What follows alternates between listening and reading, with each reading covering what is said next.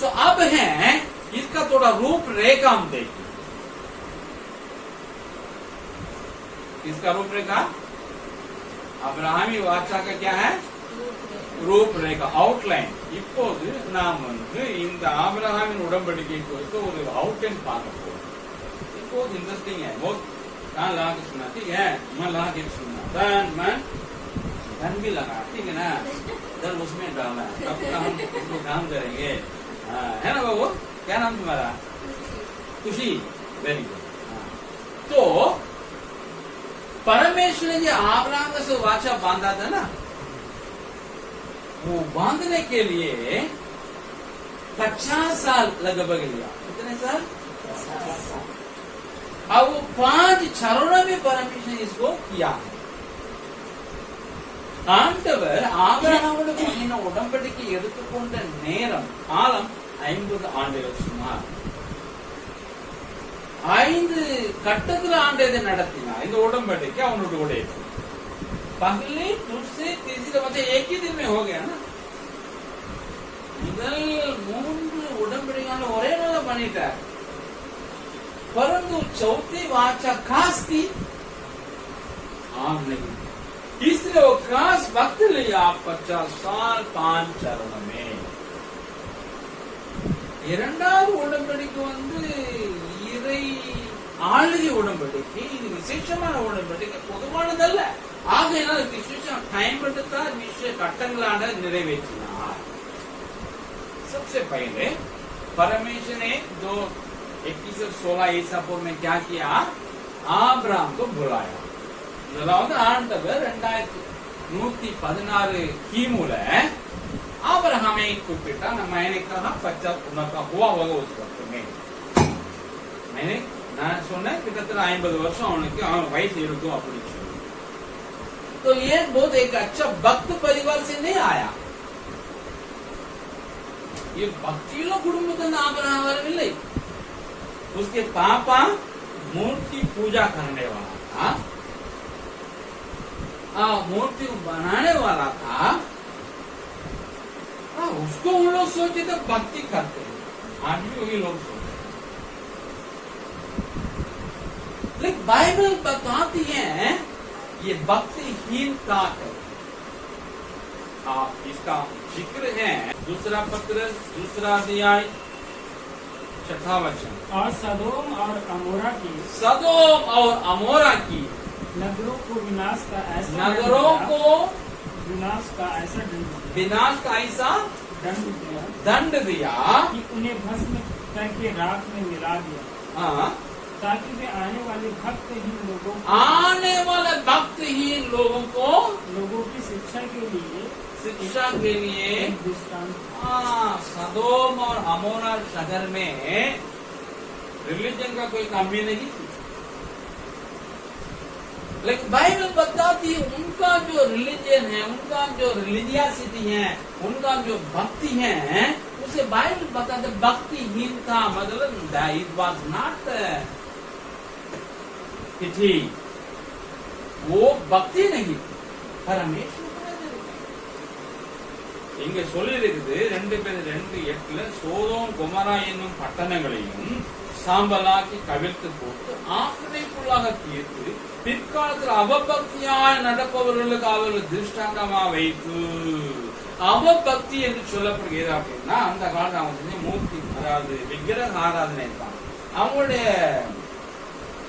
அந்த காரியத்துல வேதம் சொல்லுகிறது அவபக்தி, அதாவது அவமான வீணாய் போகிற பக்தி। यहाँ अब्राहम भी उस प्रकार का परिवार से भी चले आता है।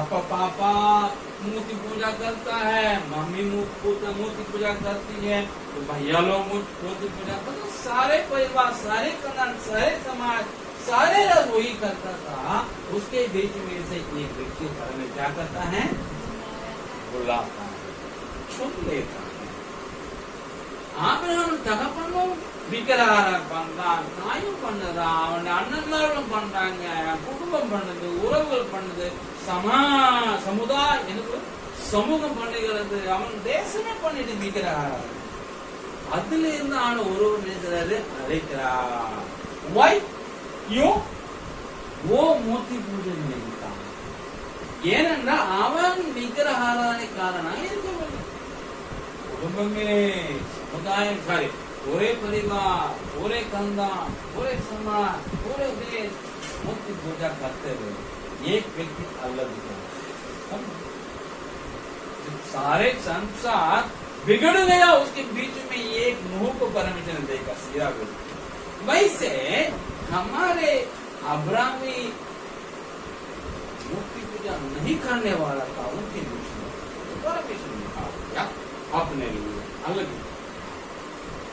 ஆண்டவர் இப்படி மூர்த்தி பூஜை பண்ணக்கூடிய விக்கிரகான குடும்பத்திலிருந்து சமுதாயத்திலிருந்து தேசத்திலிருந்து ஒரு மனிதன் மூர்த்தி பூஜை விக்கிரகான பண்ணாம இருந்தபடினால அவனை தனக்கென்று தெரியும் பைபிள் बताते भक्त जन को परमेश्वर क्या करता अपने लिए अलग कर रखा है ஆகையால சங்கீதம் சொல்லுது தேவன் பக்தி உள்ளவர்களை தமக்கென்று தெரிந்து கொண்டார் जो परमेश्वर ने इनको अपने लिए चूज किया तो वो कहाँ का रहने वाला था मैंने घर का परिवार बताया उसका नेटिव प्लेस घर क्या है ऊर नामक एक शहर थी जो कस्तियों की शहर मानी जाती है आज भी है वो सॉरी ऊर आज नहीं है वो कस्ती आज भी है और ये आदि का जो दक्षिण इराक उसमें स्थित थी आदि का जो इराक है ना उसका दक्षिणी क्षेत्र में स्थित एक शहर जिसका नाम ऊर था उसी में से इसको बुलाया ஆண்டவர் இவன் எந்த குடும்பம்னு சொல்லிட்டேன் எந்த செலக்ட் பண்ண இவனை அழைத்தார் ஊர் என்கிற கல்தேயர் பட்டணத்துல இன்னைக்கு கல்தேயர் ஜாதி உலகத்தில் ஈராக் இந்த ஊர் கல்தேயர் பட்டணமா இந்த ஊர் இன்றைய ஈராக்குடைய தென் பகுதியில் இருந்துச்சு अगर ब्रॉड से बोला जाए विशाल रूप में बोला जाए मेसोपोटामिया के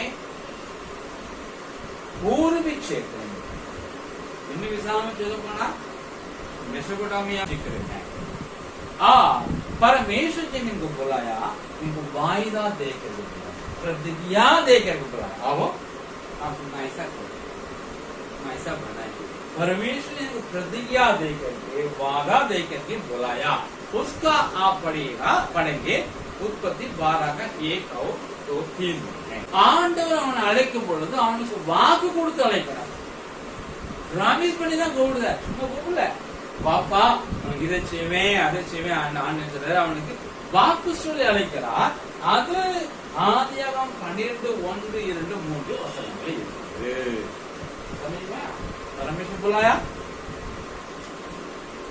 मोती पूजा परिवार से ऊर से मेसोपोटामिया से वादा ஆண்டவர் அவனை விக்கிரக குடும்பத்திலிருந்து ஊரின் பட்டணத்திலிருந்து மெசோப்பொட்டாமியாவிலிருந்து அவனை அழைக்கிறார் அவனுக்கு வாக்கு கொடுக்கிறார் समझ में आया वेरी खुशी ठीक अब है परमेश्वर बुला लिया इनको क्या करना है प्रतिक्रिया दिखाना है कि नहीं दिखाना नकारात्मक सकारात्मक नकारात्मक सकारात्मक प्रतिक्रिया दिखाना है लेकिन आम तो इंसान क्या करता है परमेश्वर बुला लिया तो प्रतिक्रिया दिखाता नहीं जनरली और दिखा रहे हैं तो बहुत लोग सकारात्मक प्रतिक्रिया नकारात्मक दिखा लेकिन हमारे अब्राहम सकारात्मक प्रतिक्रिया दिखाया मतलब वो क्या किया परमेश्वर बुला लिया वो क्या कर लिया निकल कर ஆண்டவர் ஆபிரகாமை அழைத்த பொழுது அவன் ரெஸ்பாண்ட் பண்ணிடுவான் பொதுவாக மனிதன் ரெஸ்பாண்ட் பண்ண மாட்டான் பண்ணாலும் யாருக்கு மாதிரி கிளியரா நம்முடைய ஆபிரகாம் உடனடியாக பாசிட்டிவ் ரெஸ்பான்ஸ் கொடுத்த ஆண்டவருக்கு மீன்ஸ் அவன் தன் வீட்டை விட்டு கிளம்பிட்டான் ஆண்டவர் காமிக்கிற தேசம்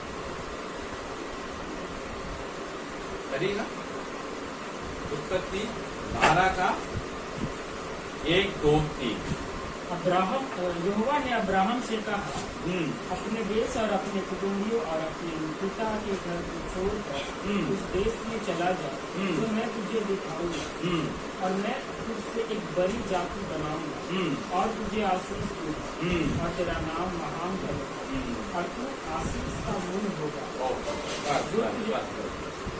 तीन हो गए ना? जो तुझे आशीर्वाद दे उसे मैं आशीष दूंगा, जो तुझे कोसे उसे मैं शाप दूंगा, और भूमंडल के सारे कुल तेरे द्वारा आशीष पाएंगे। தமிழ் சொல்கிறது ஆதியாகமம் 12:1 முதல் 3 வரை, கர்த்தர் ஆபிரகாமை நோக்கி, நீ உன் தேசத்தையும் இனத்தையும் தகப்பனுடைய வீட்டை விட்டு புறப்பட்டு நான் உனக்கு காண்பிக்கும் தேசத்துக்கு போ. நான் உன்னை பெரிய ஜாதியாக்கி உன்னை ஆசீர்வதித்து உன் பெயரை பெருமைப்படுத்துவேன், நீ ஆசீர்வாதமாய் இருப்பாய். உன்னை ஆசீர்வதிக்கிறவனை ஆசீர்வதிப்பேன், உன்னை சபிக்கிறவனை சபிப்பேன், பூமியில் உள்ள वंशங்கள் எல்லாம் உனக்குள் आशीर्वदिக்கப்படும் என்றார்। ये वचन के लिए वो रिस्पॉन्ड किया है, इसलिए निकल गया। परमेश्वर कहता ये देश में दिखाऊंगा, वहां चला जाना, कौन सा देश है पता नहीं, लेकिन निकल गया। ஆண்டவர் சொன்னா நான் காண்பிக்கிறேன் போன்னு சொன்னபோது தெரியாவிட்டாலும் கிளம்பிட்டா। सो अब यहाँ देखते वो माइग्रेट किया है, और साथ ही साथ कौन था उनके साथ गया? पापा भी चला गया, मम्मी भी चले गई, भैया लोग भी चला गया, भतीजा भी चला गया, सब कोई निकल, पूरे परिवार निकल गया। खराब ஈவன் போடும் சொன்ன மட்டும் போல இவனோட முழு குடும்பம் அப்பால இருந்து அவனோட அண்ணன் பையன் வரைக்கும் எல்லாரும் கிளம்பிட்டான், முழு குடும்பமே। परमेश्वर किसको बुलाया? उसी को ना जाना चाहिए, लेकिन लोग भी जा रहे हैं। क्यों? Joint family. ஆண்டவர் அழைத்தது ஆபிரகாமை தானே, समझा? वाह, इतना से लेकिन पूरे परिवार चला गया। क्यों? जॉइंट परिवार। ஆண்டவர் அழைத்து அவன் மட்டும் தான் போயிருக்கணும், மனைவி கூட்டிட்டான முழு குடும்ப காரணம் என்ன? அது ஒரு கூட்டு குடும்பமா இருந்துச்சு। वो अपने पापा के अधीन में था, सब पापा ही निर्णय लेते। அப்பாவுடைய கட்டுப்பாடு அப்பா சொன்னதான் கேட்டாங்க। प्यारा लड़का है ना, तीसरा लड़का। अब्राहम उनके घर में कौन सा लड़का था? तीसरा। इसलिए तीसरा कौन सा होता है? दुलारा होता ही है ना, छोटा नहीं है। सबसे छोटा कौन होता है? तुमको दुला नहीं मिलता है, नेहा को मिलती तो तुम बोल नहीं पाते। नेहा आखिरी बच्ची दुलारी होती है नहीं होती है? मेरे लिए दुलारी कितने सो रही அதாவது மூன்றாவது பையன் இருந்தபடினால செல்ல பிள்ளை இருந்தபடினா இவனை விடுவது அப்பா ரெடி இல்லை। ஆனா பிள்ளையோடைய வார்த்தைய ब्रेक करने को रेडी है। पापा नहाने चलो, तुम बोल दिया बेटा का अकेले छोड़ने के लिए मन नहीं है, और उस बाप को काटने के लिए मन नहीं है, बोले चलो नाम भी आए। दोनों में जाते जाते मेसोपोटामिया का पूरब में सॉरी पश्चिम में चला गया, पूरब से पश्चिम में चला गया। मेसोपोटामिया मेल मेसोपोटामिया மேற்கு பக்கம் போனாங்க, एक शहर मिली हारान, அங்க ஒரு நகரம் கிடைச்சது हारान। हमारा घर में कोई अंदर नहीं, वहां भी हम चंद्र देवता क्या बोलते हैं, चांद देवता ना, चांद देवता का आराधना करते, यहाँ के लोग वही करते हैं। तो यही रहो ना, इतना तो लगा बहुत बोलो। तुम्हें इसे क्या कहा? ऊट को छोड़ने के लिए कहा, ऊट को कहाँ गए हम लोग, हम यहाँ रहेंगे। बेचारे क्या करेगा,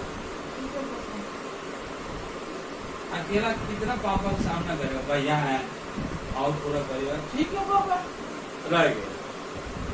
இங்க வந்தோடனே அவங்க அப்பா சொன்னாரே, ஊருக்கும் ஆறானுக்கும் ஒரு வித்தியாசமே இல்லை, அங்க உள்ள மக்கள் தான் நம்ம இங்க உள்ள மக்கள் இருக்கிறாங்க। அவனும் சந்தன வழிபட்டான், இவனும் சந்தன வழிபட்டாங்க, இன்னும் இருக்குமே இல்லப்பா, நம்ம ஆண்டு சொல்ல இடத்துக்கு போகணும்ல, இன்னும் ஊரை விட்டு தான் வர சொன்னாரு। ஆமாப்பா அந்தாச்சு இல்ல கடன் இருக்கு, இவன் வழி எல்லாம் கடைசி பையன் எத்தனை பேர் இருப்பான் சரிப்பான்னு சொல்லுவான்। बैठते बैठते कुछ साल हुआ, 205 उम्र हुआ, उनके पापा का मर கொஞ்ச காலம் நம்ம அப்பா செத்து போயிட்டாரு, 208 வயதுல. इसका जिक्र आप बाद में पढ़िएगा घर जाकर के। आपको उत्पत्ति 11 अध्याय का 31-32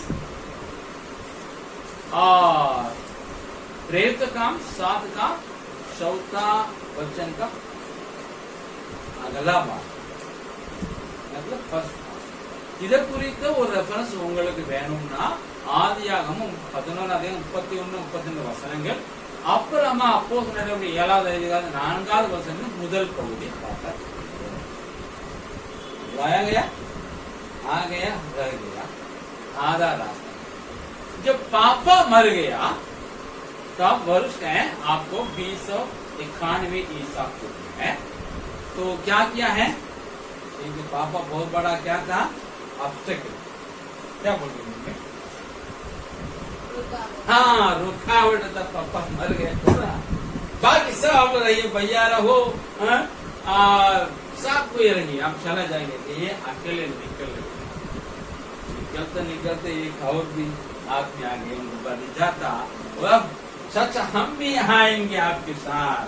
जिसका नाम क्या था, लूत, वो भी निकल गया, परिवार निकल गया है। निकलते लोग क्या किए, कनान पहुंचे।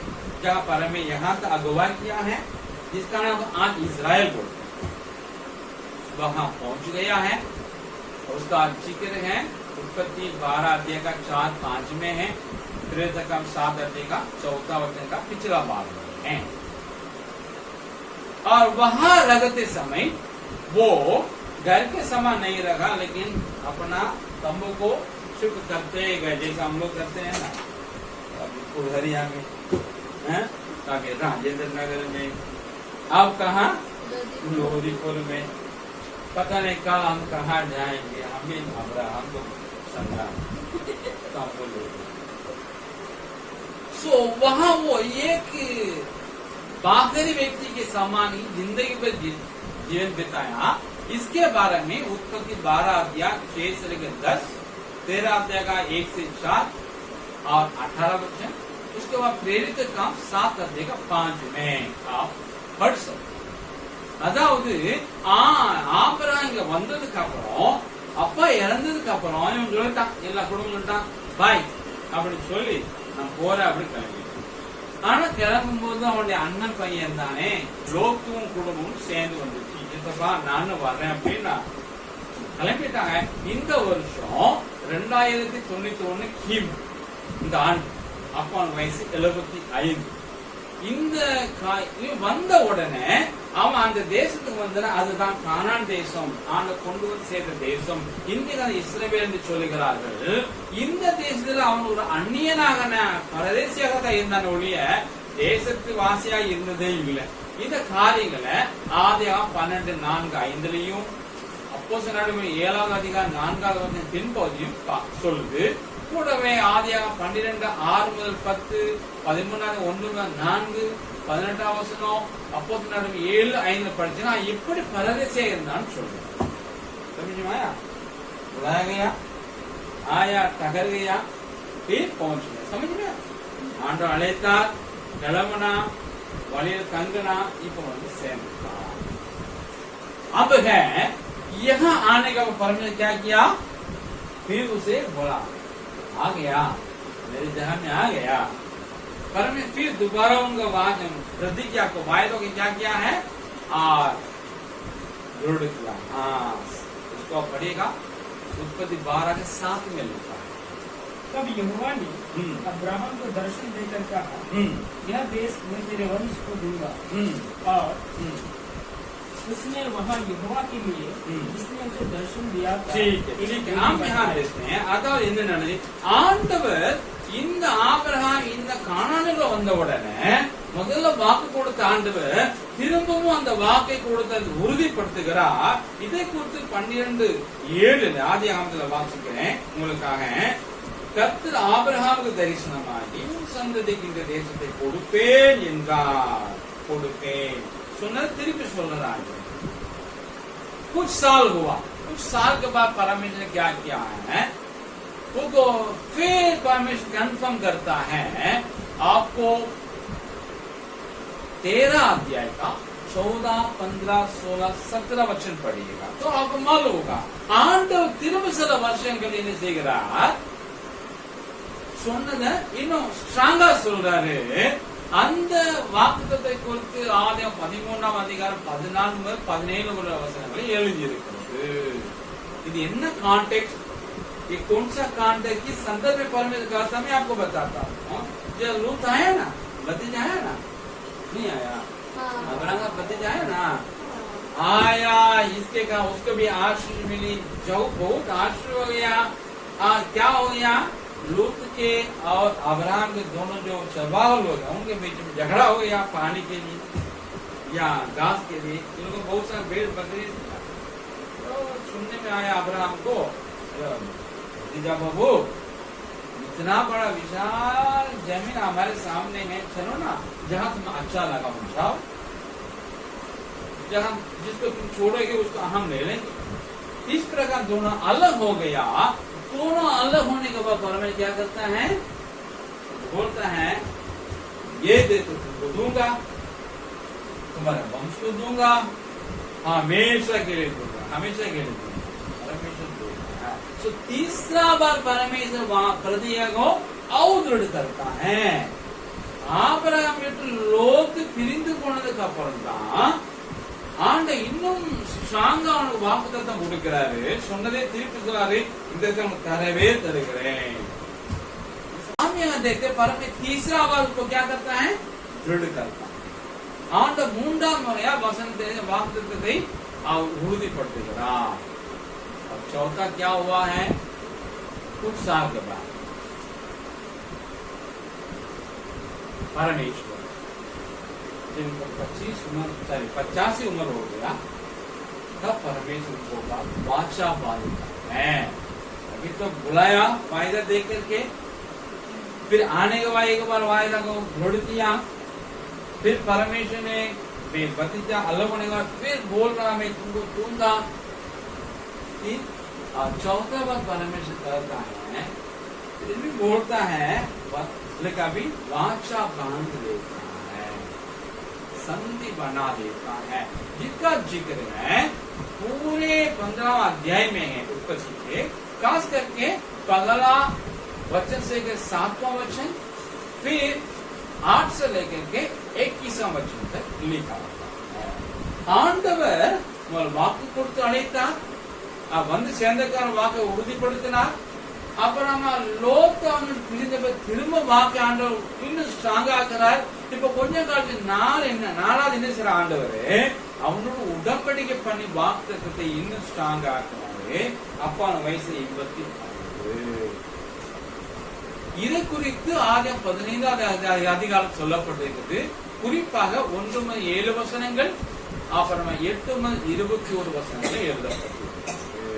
कड़ेसिया आखिरी में 5वां परमेश्वर ने क्या किया है, जो वाचा बांधा था उसको 14 साल के बाद, मतलब जब हमारा अब्राहम 99 साल हो गया तो वाचा के लिए बोलता है ये चिन्ह तुम्हें होना चाहिए. ஆண்டவர் சொல்றாரு 14 வருஷங்களுக்கு ஆண்டவர் இந்த வாக்கு இந்த உடன்படிக்கையை பண்ணின உடம்பை இன்னும் உறுதிப்படுத்துகிறார், புதுப்பிக்கிறார். எப்படி அப்படின்னா ஒரு அடையாளம் உங்க மேல் காணப்பட வேண்டும். என்னோட உடன்படிக்கை 100 जो वाचा हुई ना, तो परमेश्वर एक टोकन रखा, चिन्ह रखा. कौन सा चिन्ह, स्वर्ग में रखा, आकाश में रखा. ये तुम्हारे और मेरे बीच में की मेरी वाचा का चिन्ह मेरे यहाँ रहेगा. तुम देखते रहो, हम भी देखेंगे, हम भी स्मरण करेंगे. अब परमेश्वर कहता है उनकी जो वाचा हुआ है उसका भी चिन्ह होना चाहिए, लेकिन पर नहीं होना है. जिन लोग इसके आदि में सबके ऊपर होना है करके परमेश्वर एक चिन्ह को ठहराता है. इसका जिक्र है, इसमें लिखा हुआ है आपको इसके अलावा 17 अध्याय का 9 से 14 में लिखा, समझे। इसके बाद परमेश्वर कहता है आप वाक्य को हम दृढ़ कर लिए हैं, तुम्हारा नाम को भी क्या कर देंगे, चेंज करेंगे। तुम्हारा नाम क्या है, अब्राहम। तुम्हारा नाम भी होगा अब्राहम। तुम्हारी पत्नी का भी नाम चेंज कर देंगे, इसका नाम क्या है, सारा। अभी क्या नाम होगा, अब परमेश्वर की बात को आप देख सकते हैं उसी 17 अध्याय का 4, 5 फिर 15, 16 में। और साथ ही साथ परमेश्वर कहता है प्रॉमिस और स्ट्रांग करता, मतलब प्रॉमिस ही प्रॉमिस, वायदा ही वायदा है। उसको उसी अध्याय का 4 से 8 फिर 19 से 22 में आप पढ़ सकते हैं, अभी नहीं कर जाके पढ़ेगा। सो ஆண்டவர் இவனுக்கு 14 வருஷங்களுக்கு உடம்படிசை புதுப்பிக்கிறார், ஸ்ட்ராங் ஆகிறார். 85 வயசுல பண்ண உடம்படிக்கை 15 அதிகாரத்தை எழுதி இருக்கிறது, அதை அவர் புதுப்பிக்கிறார், ஸ்ட்ராங் ஆக்குகிறார், உறுதிப்படுத்துகிறார், திடப்படுத்துகிறார். அப்ப என்ன சொல்லுகிறார், எப்படி நோவாட்டாண்ட சொன்னாரோ உனக்கும் எனக்கும் மத்தியில பண்ணின என் உடன்படிக்கை அடையாளமாக என்னுடைய விலை நான் வானத்துல வைத்து நீ நோக்கி பார், நானும் நோக்கி பார்ப்பேன். உனக்கு நோக்கி பார்க்கும் போதெல்லாம் நம்பிக்கை உண்டாகும், நான் நோக்கி பார்ப்பதெல்லாம் இதை நினைப்பேன், அழியக்கூடிய வெள்ளம் கொண்டு வரக்கூடிய மழை வராது என்று சொல்லி.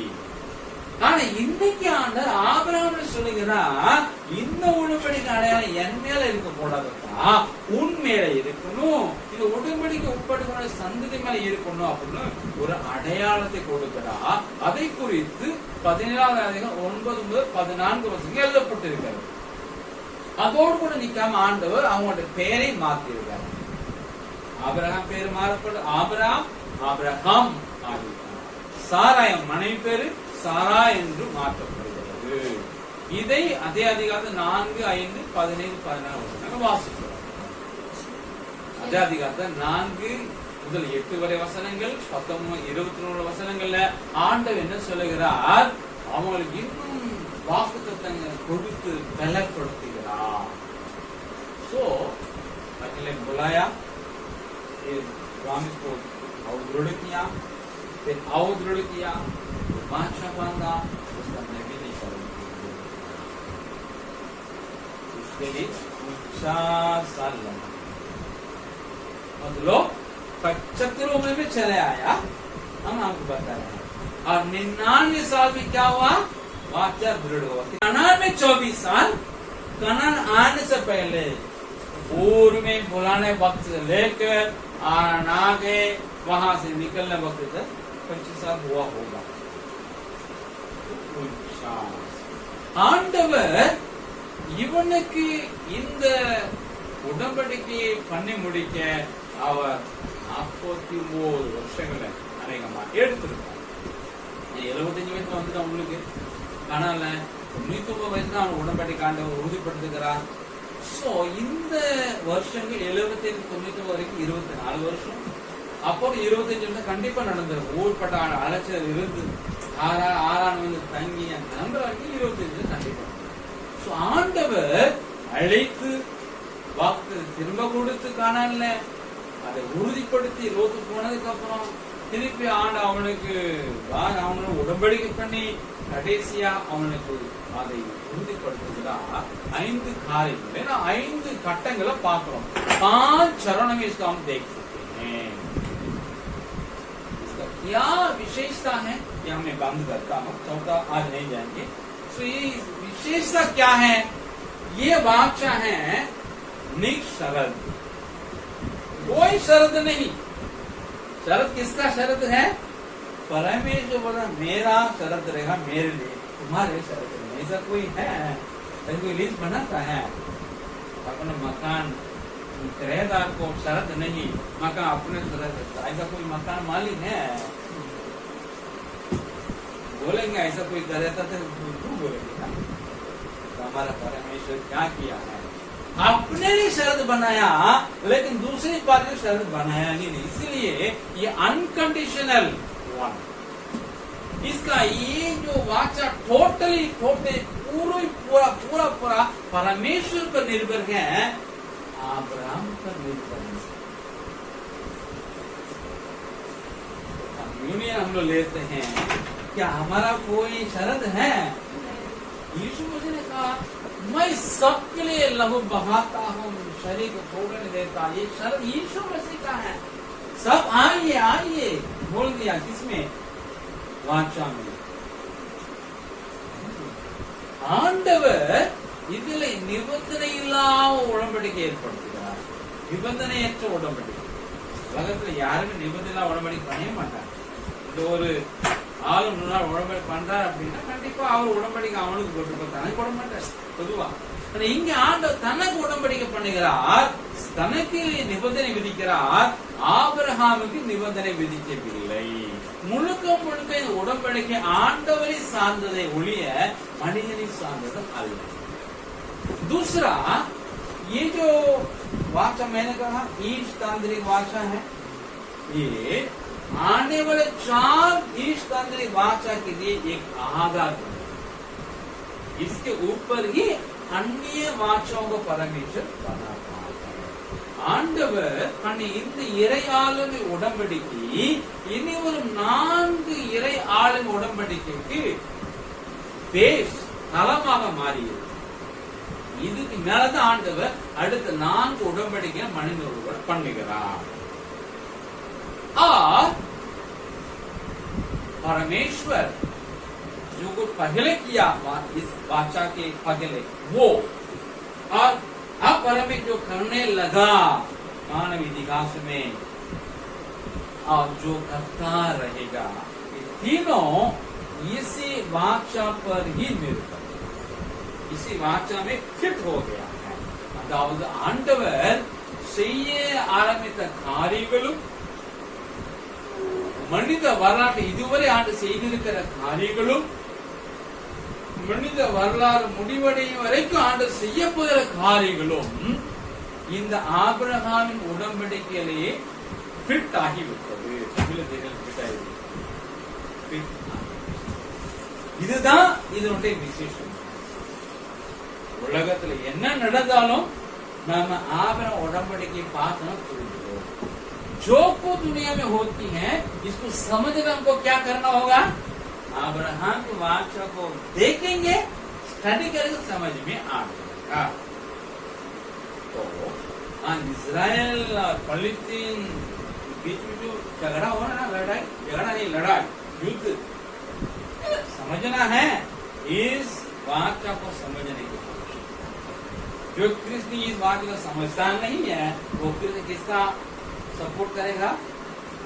हमास, फलस्तीन लोगों को, इस्लाम, मुसलमान को सपोर्ट करेगा. जो क्रिश्चियन ये समझ लेगा इस्राएल को क्या करेगा? समर्पण. எந்த கிறிஸ்தவன் இந்த உடன்படிக்கை புரிந்து கொள்கிறானோ அவன் இஸ்ரவேலை புரிந்து கொள்வான். புரியாதவன் பலிஸ்தீனர்களுக்கும் முஸ்லிம்களுக்கும் सपोर्ट பண்ணுவான். वो बड़ा एक रहस्य है.